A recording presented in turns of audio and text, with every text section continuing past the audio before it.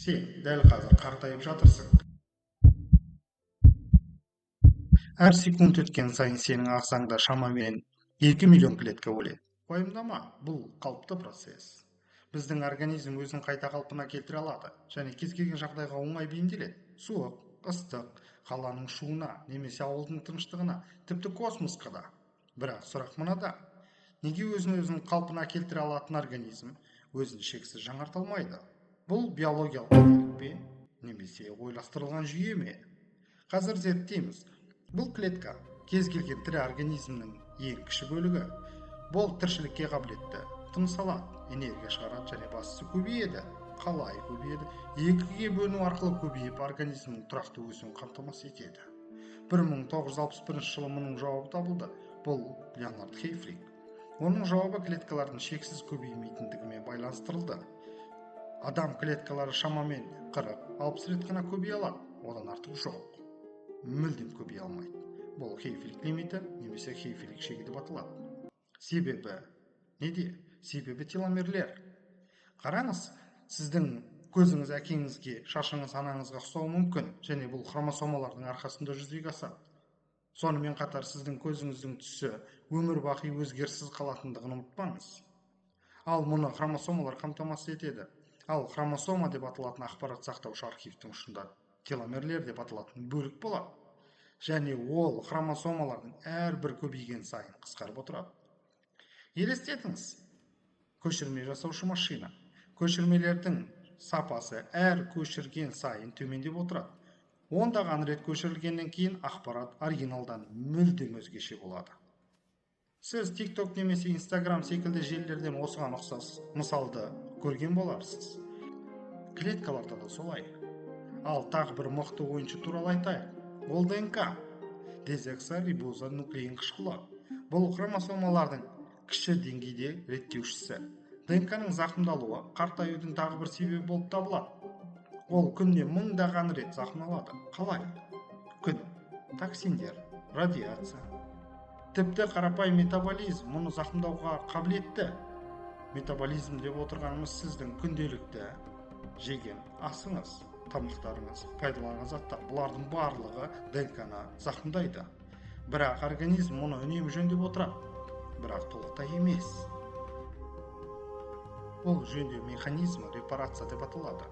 Репарация механизмі эпигенетикалық сигналдар арқылы жұмыс жасайды. Жылдар өткен сайын әлсіреп, жөндеу жұмыстарының толық жүрмеуі көбейеді. Осы жерде айта кеткен жөн, негізінен ДНК структурасы толығымен бұзылмайды. Тек ондағы эпигенетикалық нүктелердің өзгере бастайды. Және бұл сіздің биологиялық жасыңызды анықтайды. Алкоголь, есірткі, темекі, стресс секілді заттар бұл қартаюды жылдамдатырады. Уақыт өте келе ДНК-да қателіктер жинақталады және клетканың қате жұмысын алып келеді. Адамның рак болу қаупі өсе бастайды. Ал жүйе естен шығатын болады. Қандай жүйе деп ойлауыңыз мүмкін? Әрине ол сіз. Сіз 37 триллион клеткадан тұратын жақсы ойластырылған жүйесіз. Ал әрбір клетка уақыт өткен сайын тоза бастайды. Ал бұл біздегі үшінші ойыншының әсерінен болады.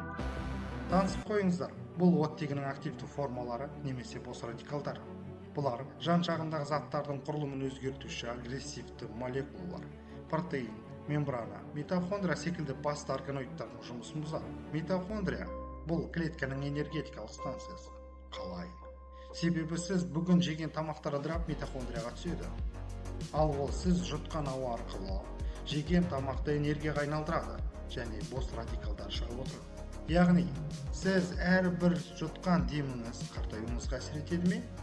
Әрбір дем әсер етеді.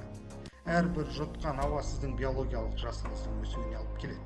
Ал бос радикалдар митохондрияны зақымдай бастайды. Оның мысалы былай. Сіз бір затты ұзақ пайдаланасыз. Уақыт өте келе, оның тозғанын байқайсыз және сапасы төмендейді. Митохондриямен де солай. Сіз жай ғана қартайып қойған жоқсыз. Сіз энергияның біртіндеп азайғанын байқайсыз. Ең үлкен шындық, эволюция сізді сақтап қалуға тырыспайды. Тірі организмдердің барлығы табиғи сұрыптаудан немесе фильтрациядан өтеді. Бұны Чарльз Дарвин көрсетті. Сұрыпталу бізге өсу немесе көбею арқылы адамдардың сақталатынын көрсетті. Бірақ мәңгі өмір сүруге емес, Тағы бір дәлел сізге ұсынайын. Адамдар көбеюге қабілетті жастан өткеннен кейін қартаюдың өте белсенді жүретіні анықталған. Егер сіздің геніңіз сізді 20 жаста мықты ететін болса, немесе 70 жаста сізді жоюды бастайды ма, бұл эволюцияға бәрібір екендігін көрсетеді.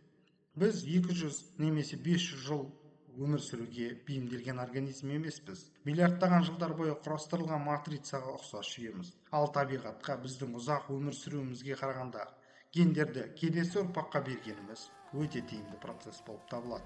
Бір сәтке еске түсіріңізші, бала кезіңізде сіздің организміңіз тез қайта қалпына келетін еді ғой. Күні бойы ойнап, сабақ оқып шаршағаннан кейін бір ұйықтасаңыз, дым болмағандай қайта оянатын едіңіз. Жарақаттар тез жазылатын, бұлшық еттеріңіз мықты болатын. Сіз төзімді едіңіз. Неге білесіз бе? Өйткені сіздің тін жасушыларыңыз өте белсенді болатын. Уақыт өте келе олардың саны азая береді, және олардың көбеюі баяу, ал қайта қалпына келу қарқыны азаяды.